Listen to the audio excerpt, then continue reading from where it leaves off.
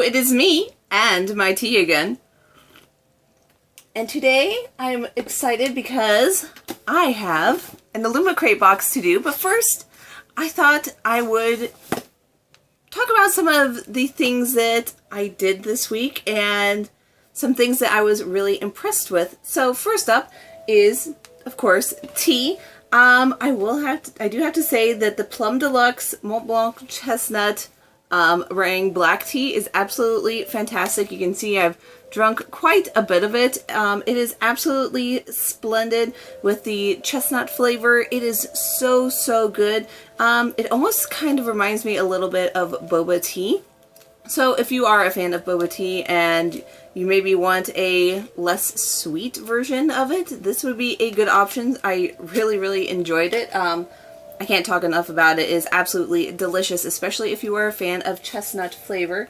So I will have a link for that down below. Next is a candle update. So a few months ago, or a few videos ago, I did a mythology candle haul, and I am really impressed with their woodwick candles. So the candle that I just finished was the Tudor House Library. It smelled absolutely phenomenal. It actually gave really great candlelight reading vibes. So I had this burning and then 2 or 3 regular candle tapers, and it just gave such a pleasing vibe. The smell was absolutely phenomenal. It's clove, citrus, patchouli, musk, and vanilla, and it's absolutely fantastic. And I was super impressed by the nominal amount of wax that was left over. There is, if you can see right there, just the tiniest little bit, like not even half a nail left of wax. I have not had a glass jar candle burn down this nicely in a long time. Like, not to name drop, but I'm going to totally name drop. Take like a Bath & Body Works candle. I have had it where it's been about that much from the bottom of the jar, and that's, it kind of is disheartening when you waste that much wax. I don't know what it is that they must do different in putting their wicks in, but I do burn it properly. I make sure that, especially with the first burn, for it to be melted all the way across, because wax has memory, and a good way to keep your candles from tunneling is to make sure on your first burn that it goes all the way across, because otherwise it starts to sink in and you waste a lot of wax. But this one is the next one that I lit. It was the Castle Gift Shop, and it's patchouli, juniper, and black petals. And again, smells fantastic. Oh no, it's leather and then juniper berries. That's it. But I thought I would demonstrate. So there's like the wood wick. I do recommend investing in a wick trimmer, especially a really good one. This one is Wickman. Anyway, this is Wickman. And it trims the wood wicks very nice and evenly. So if we want to look right here. So just make sure to trim your wicks. That's another good way to make sure that your candles burn nice and evenly. And yeah, definitely make sure to trim before you do your first burn, because with this one I had it be a little bit too long, and so it was smoking a bit at the beginning, and then I realized what my problem was, and so I trimmed it down a little bit more, and that fixed the problem. But these candles, this candle burnt, let's see, I ended up reading about 2 books with this candle, and that's not like little short books, like 400-page novels, maybe 500. And it got through 2 of them. So I am very impressed with mythology candles. They are very nice, and they smell absolutely amazing and give great vibes. If you're not interested in wood wicks, they do have classic regular wicks, cotton wicks. There we go. And speaking of reading vibes, I have gotten on a bit of a Tea Kingfisher kick.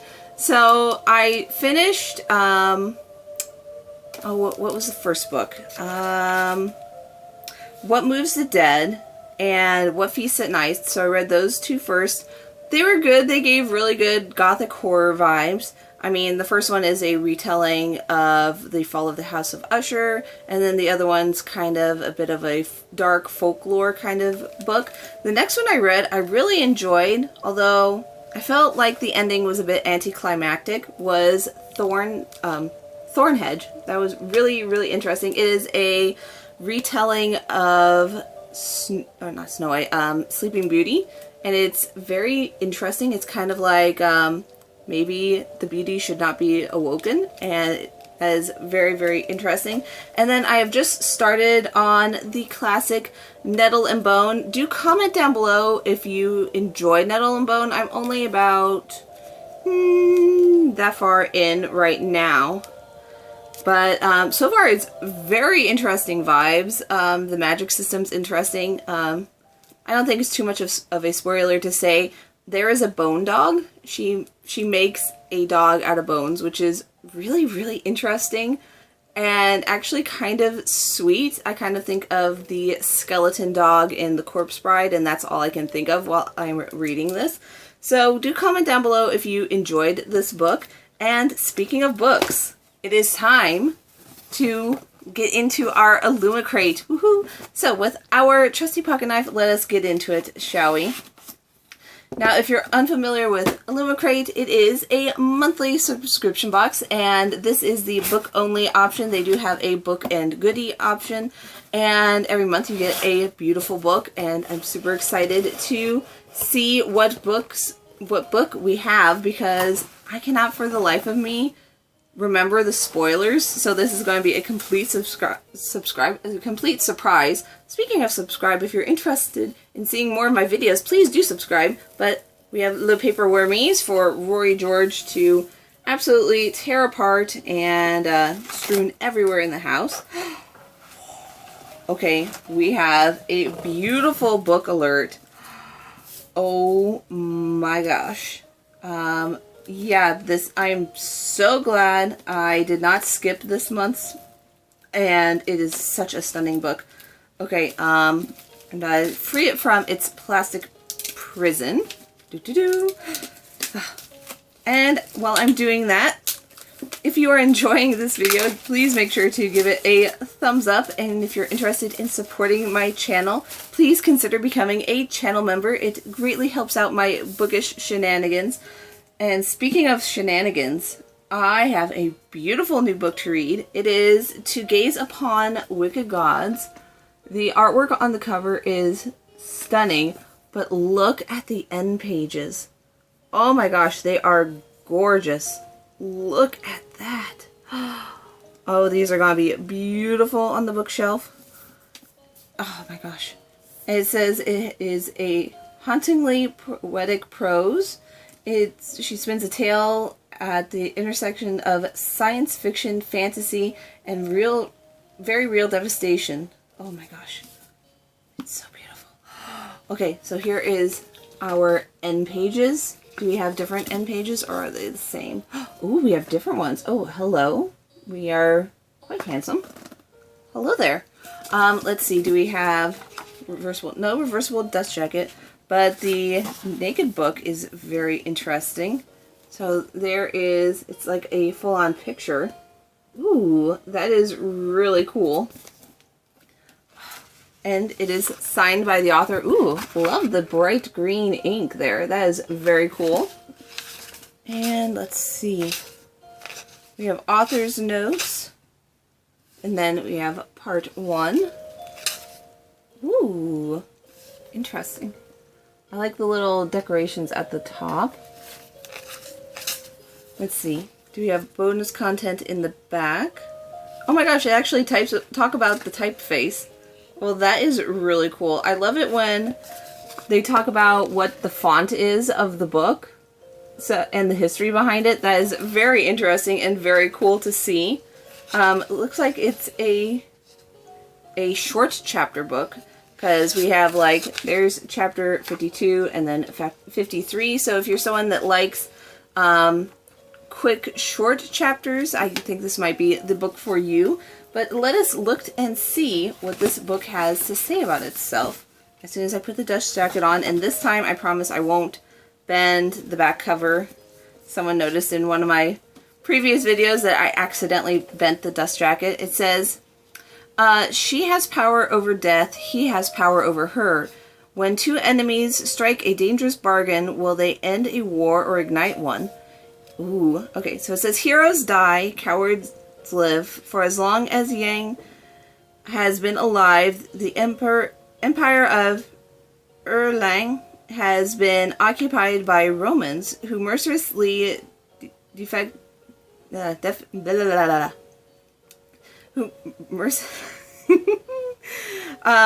who mercilessly took away the magic of her people. Now the invaders advance science, technology, and military, make them gods. But Brian is special, having been blessed by death and born with the ability to pull life out of mortal bodies. Ooh.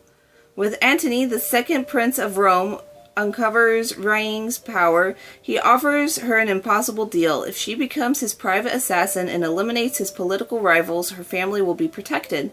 Can Ryan trust this prince, whose promise of a better world makes her heart ache and whose smile makes her pulse beat faster? Are the evils of the agreement really in the service of a much greater good, or will she betray her entire nation to guard those she loves the most? Ooh, that sounds really interesting. Apologies if I pronounced any of the names incorrectly. Sometimes fictional names are not my strong suit and I do mispronounce them. So if I mispronounced it, I do apologize. But this sounds very interesting. It kind of... Ooh, I hope it's going to be a really good true enemies to lovers book and not just like, oh, they don't really like each other and then on chapter 5 they end up falling in love. So I hope it's a good, long, slow burn, and I'm very excited to get into it because this sounds very interesting. I love the idea of two different cultures being in this book and seeing how they will interact. So that being said, I hope everybody has enjoyed this little update video and Illumicrate unboxing. Comment down below if this book sounds interesting to you, or if you have read any of the T. Kingfisher little novellas and if you enjoy her writing. So please do let me know down below what you think of the books. And if you're interested in checking out another video, you can go ahead and click right here. And if you are new, welcome to my channel, and go ahead and hit that subscribe button right there so that you never miss a single video ever again. Thanks so much for watching, everybody, and I will see you all in the next video. Bye!